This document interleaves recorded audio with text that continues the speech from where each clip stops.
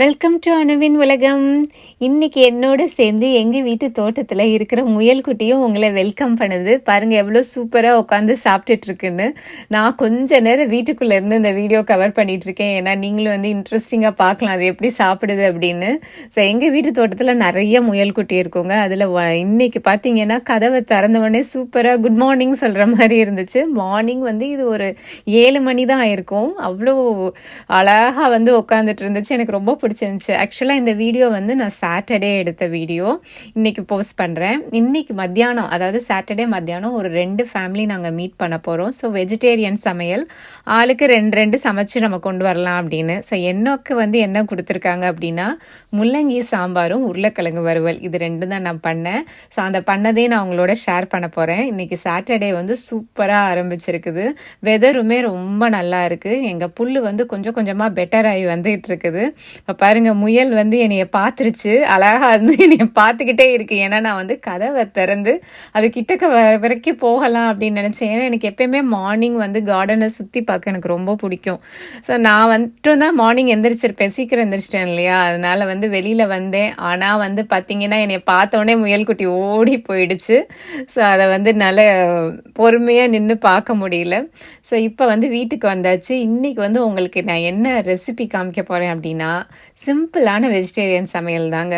இந்த மாதிரி பாட்லாக் இருக்கும்போது நம்ம வந்து ஆளுக்கு 2 ஐட்டம் செய்யும் போது நமக்கு வந்து வெரைட்டியாக கிடைக்கும், சாப்பிட்றதுக்கும் நல்லாயிருக்கும். நாங்கள் வந்து ரொம்ப நாளுக்கு அப்புறம் இப்போ தான் மீட் பண்ணுறோம். ஸோ இன்றைக்கி வந்து வெஜிடேரியனில் சமையல் தான் பண்ண போகிறோம். ஸோ நான் வந்து குயிக்காக நான் எப்படி முள்ளங்கி சாம்பார் பண்ணுவேன் அப்படின்னு உங்களோட ஷேர் பண்ண போகிறேன். ஸோ பாருங்கள், முள்ளங்கியை வந்து நல்லா கட் பண்ணி வச்சுருக்கேன். ப்ரெஷர் பேனில் வந்து எண்ணெய் ஊற்றிட்டு ஃபஸ்ட்டு முள்ளங்கியை வந்து நல்லா வதக்கிக்குவேன். இங்கே வந்து முள்ளங்கி சூப்பர் டேஸ்ட்டாக இருக்குங்க.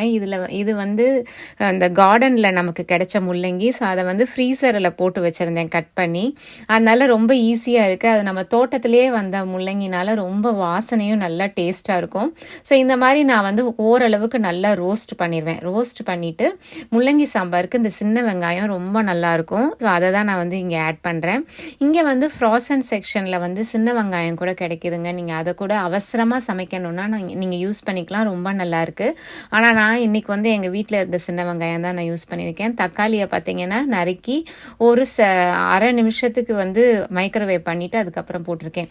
ஏன் உங்களுக்கு இதெல்லாம் சொல்கிறேன் அப்படின்னா குயிக்காக சமைக்கிறது எப்படி அப்படின்னு உங்களுக்கு காமிக்கிறேன். ஏன்னா நான் இந்த ஃபுல் சமையலுமே விதின் ½ அன் ஹவர் முடிச்சுட்டேங்க. ஒரு பக்கம் சாம்பார், அதுக்கப்புறம் உருளைக்கிழங்கு வறுவல். ஸோ சாம்பாருக்கு வந்து பருப்பு மட்டும் காலையில் எந்திரிச்சோடனே வேக வச்சுட்டேன். அதனால நமக்கு ரொம்ப ஈஸியாக இருக்கும். ஸோ பாருங்கள், மிளகா பொடி போடுறேன். நல்லா வந்து 2 ஸ்கூப் மிளகா பொடி போட்டிருக்கேன். ஸோ டேஸ்ட்டாக இருக்கும். நமக்கு வந்து முள்ளங்கி சாம்பார் வந்து காரம் புளிப்பு எல்லாம் சேர்ந்து வந்தால் தான் நல்ல ருசியாக இருக்கும். கொஞ்சமாக மல்லித்தூள் போடுறேன், அவ்வளோதான். என்கிட்ட சாம்பார் பொடி அந்த மாதிரிலாம் நான் இந்த சாம்பாருக்கு போட மாட்டேன். சாம்பார் பொடி எதுக்கு போடுவேன் அப்படின்னா இட்லி சாம்பாருக்கு தான் போடுவேன். ஸோ இப்போ வந்து நம்ம அதை வதக்கியாச்சு. நல்லா வந்து ஒரு 3 கப்பு தண்ணி நான் ஊற்ற போகிறேன். ஏன்னா அந்த மிளகா பொடி மல்லிப்பொடி வாசனைலாம் போகணும் இல்லையா, அதனால ஒரு 3 கப் தண்ணி ஊற்றி நம்ம கொதிக்க விடலாம். ஸோ இது வந்து நிறைய பேர் நீங்கள் இந்த சாம்பார் பண்ணியிருப்பீங்க, ஆனால் ஒவ்வொருத்தவங்க ஒவ்வொரு மாதிரி பண்ணுவீங்க. இங்கே வந்து புதுசாக வந்தவங்க கல்யாணம் பண்ண பிள்ளைங்கள்லாம் பார்த்து பண்ணுவாங்கங்கிறதுக்காண்டி தான் நான் ஷேர் பண்ணிகிட்ருக்கேன். அதுவும் குயிக்காக சமைக்கிறது எப்படின்னு ஷேர் பண்ணிகிட்ருக்கேன். பாருங்கள், பருப்பு வந்து நல்லா வெந்துருச்சு. ஸோ வந்து மிளகா பொடி மல்லிப்பொடி வாசனை போகிறதுக்கு ஒரு 10 நிமிஷம் தான் ஆகும்னு வச்சுக்கோங்களேன். அது போன உடனே நம்ம வந்து இந்த பருப்பை வந்து நம்ம கரைச்சி ஊற்றிட வேண்டியதான். ஸோ இது வந்து ஊற்றின உடனே நம்ம அந்த பருப்பு தண்ணி இருக்கு இல்லையா, அதையுமே நான் எடுத்து வச்சுருந்தேன். அதையும் நம்ம இதில் ஆட் பண்ணிடுவேன் இன்னும் கொஞ்சம் நேரத்தில். ஸோ இப்போ வந்து நமக்கு நல்லா வெந்துருச்சு. இப்போ உப்பு வந்து உங்களோட டேஸ்ட்டுக்கு தகுந்த மாதிரி போட்டுக்கோங்க. நான் ஒரு 6 டீஸ்பூன் போட்டிருக்கேன் பாருங்களேன். அதோட இந்த பருப்பு தண்ணியை நான் கலந்தாச்சு. அப்புறம் நான் வந்து எப்பயுமே முள்ளங்கி சாம்பாருக்கு வந்து கொஞ்சமாக தான் புளி போடுவேன். அந்த தக்காளி புளிப்புலேயே நல்லா சூப்பர் டேஸ்ட்டாக இருக்கும். எங்கள் ஊரில் வந்து இங்கே தக்காளி வந்து நல்ல புளிப்பாக கிடைக்கும். இப்போ புளி பேஸ்ட்னால நான் நேராகவே கலந்துட்டேன், எக்ஸ்ட்ராவாக தண்ணி எதுவுமே ஊற்றலை. அதோட நேராக கலந்து நம்ம வந்து இப்போ ஒரு கொதி விட போகிறோம். ஸோ மொத்தமாக பார்த்தீங்கன்னா இந்த சாம்பார் செய்கிறதுக்கு 20 மினிட்ஸ் தாங்க ஆகும். அதனால் ரொம்ப ஒன்றும் டைம் இருக்காது. ஸோ முள்ளங்கிலாம் நம்ம கட் பண்ணி வச்சிட்டோம் அப்படின்னா ரொம்ப ரொம்ப ஈஸி. இந்த சாம்பார் டேஸ்ட்டாக வாசனையாக இருக்கும். ஸோ கடைசியில் வந்து நான் தாளித்து கொட்ட போகிறேன். ஸோ எண்ணெயை காய வச்சாச்சு. அதில் வந்து என்னென்ன போடுவேன், நான் எப்பயுமே சாம்பார் தாளிக்கிறதுக்கு கடுகு உளுந்து வெந்தயம் பாருங்கள், கொஞ்சமாக வெந்தயம், அதுக்கப்புறம் சீரகம் போடுவேன். அப்புறம் வந்து எண்ணெயிலேயே பெருங்காயத்தூள் போடுவேன். அதுதான் வந்து நல்ல வாசனையாக இருக்கும். பருப்பு வேக வைக்கும் போது நம்ம பெருங்காயத்தூள், மஞ்சத்தூள், ஒரே ஒரு பூண்டு போட்டு தான் வேக வைப்பேன் எப்பயுமே பருப்பு. ஸோ இப்போ நம்ம தாளிக்கும் போதும் வந்து நம்ம பெருங்காயத்தூள் போட்டோம்னா ரொம்ப டேஸ்ட்டாக இருக்கும். சாம்பார் நல்லா வாசனையாக வரும். நல்லா அதுக்கப்புறம் வந்து கருவேப்பிலை, இங்கே பாருங்கள் நான் பெருங்காயத்தூள் போடுறேன். அதுக்கப்புறம் கருவேப்பிலை போட்டு நம்ம தாளித்து விட்டுற வேண்டிதான். நம்மளோட சாம்பார் வந்து இப்போ ரெடி ஆகிடுச்சு. ஸோ எப்பயுமே வந்து இங்கே யூஎஸில் வந்து ஒரு 2 ஃபேமிலி இல்லை 3 ஃபேமிலி, அதாவது நாங்கள் வந்து 10 பேர் மீட் பண்ணலாம் இப்போதைக்கு சொல்லியிருக்காங்க. ஸோ நாங்கள் மீட் பண்ணும்போதும் வந்து அவங்கவுங்க ஃபேமிலி சேர்ந்து இருக்கும்போது நம்ம மாஸ்க் போட்டுக்கணும். அப்புறம் சாப்பிடும்போது கொஞ்சம் தள்ளி தள்ளி இருந்து சாப்பிட்டுக்கணும். அந்த மாதிரி தான் இப்போ இருக்குது. இப்போ தான் எங்கள் ஊரில் கொஞ்சம் வெதர் ஓகே வர்றதுனால நாங்கள் வந்து இப்போ மீட் பண்ணுறதுக்கு எங்களுக்கே ரொம்ப நாளுக்கு அப்புறம் பண்ணுறோம். அதனால் கொஞ்சம் ஹாப்பியாக இருக்குது. ஆனால் ஒரு பக்கம் இந்தியாவில் வந்து எல்லாரும் ரொம்ப கஷ்டப்பட்டுட்டு இருக்காங்க. அவங்க எல்லாருக்கும் நமக்கு வந்து இந்த சீக்கிரம் இந்த நோய் சரியாக போகணும் அப்படின்னு சொல்லி சாமி கும்பிட்டுட்டு இருக்கேன். பட் முடிஞ்ச அளவு நம்ம கேர்ஃபுல்லாக இருந்துக்கிட்டே இருப்போம். வீட்லேயே நல்லா ஹெல்த்தியாக சமைச்சு சாப்பிட்லாம். பாருங்கள், நமக்கு வந்து இப்போ முள்ளங்கி சாம்பார் சூப்பர் வாசனையாக ரெடி ஆகிடுச்சு. அடுத்து வந்து எனக்கு உருளைக்கிழங்கு வறுவல் தான் செய்யணும். நான் எப்பயுமே நான் சொன்னேன்ல, மினிமம் பாத்திரம் தான் யூஸ் பண்ணுவேன். இப்போ டோட்டலாக பார்த்தீங்கன்னா 3 பாத்திரம் தான். இப்போ இந்த பாத்திரத்திலே தான் நான் வந்து உருளைக்கிழங்கு வறுக்க போகிறேன். ஸோ நல்லா வந்து அதை தண்ணி ஊற்றி அலசி இதுலேயும் ஊற்றிட்டோம்னா நமக்கு வந்து சாம்பார் அந்த பெருங்காயத்தூள் வாசனை எல்லாம் சேர்ந்து சூப்பராக இருக்கும். ஸோ இது ஆறினவுடனே ஒரு கண்டெய்னரில் மாற்றிட வேண்டிதான். ஸோ நல்லா இருக்குல்ல, பார்க்குறதுக்கே அழகாக. ஸோ அடுத்து வந்து நம்ம உருளைக்கிழங்கு வறுவல் பண்ண போகிறோம். உருளைக்கிழங்கு வறுவலும் ரொம்ப சிம்பிள் தாங்க, ரொம்ப கஷ்டம் கிடையாது. கட் பண்ணுற வேலை தான். ஸோ வெங்கடேஷ்ட கொடுத்துட்டேன், உருளைக்கிழங்கெல்லாம் எனக்கு நறுக்கி கொடுங்க அப்படின்னு சொல்லிட்டு அவர் சூப்பராக நறுக்கி கொடுத்துட்டாரு. நல்லா ஹெல்ப் பண்ணுவாங்கங்க. எப்பயுமே உங்களுக்கு ஹெல்ப் வேணுன்னா கேட்டு வாங்கிக்கோங்க. அவங்களா வந்து பண்ணுவாங்கன்னு நினைக்காதீங்க. ஸோ கேட்டிங்கன்னா தாராளமாக எல்லாருமே நல்லா ஹெல்ப் பண்ணுவாங்க. ஸோ நமக்கு வந்து எண்ணெய் காஞ்சிருச்சு. ஸோ கடுகு உளுந்து போட்டிருக்கேன். அது நல்லா வந்து கொஞ்சம் வெடித்த உடனே நம்ம அடுத்து என்ன போட போகிறோம் அப்படின்னா கருவேப்பிலையை போட்டு நல்லா வதக்கிக்கணும். எங்களுக்கு இங்கே கருவேப்பிலை ரொம்ப கம்மியாக தான் கிடைக்கும். அதனால் வந்து நான் ரொம்ப பார்த்து தான் யூஸ் பண்ணணும் கருவேப்பிலையெல்லாம். ஸோ அதனால் கொஞ்சமாக தான் போட்டிருக்கேன். உங்களுக்கு நிறைய கருவேப்பிலை கிடச்சிச்சின்னா நல்லாவே தாராளமாக போடுங்க. அடுத்து வந்து வெங்காயம், நல்லா பொடிசாக நறுக்குன வெங்காயம் அதோட வந்து கொஞ்சம் ஒரு பல்லு பூண்டும் சேர்த்துருப்பேன்னு நினைக்கிறேன். ஏன்னா எனக்கு உருளைக்கிழங்கு வந்து வாயு இல்லையா, அதனால் வந்து பூண்டு சேர்ப்பேன் நான்.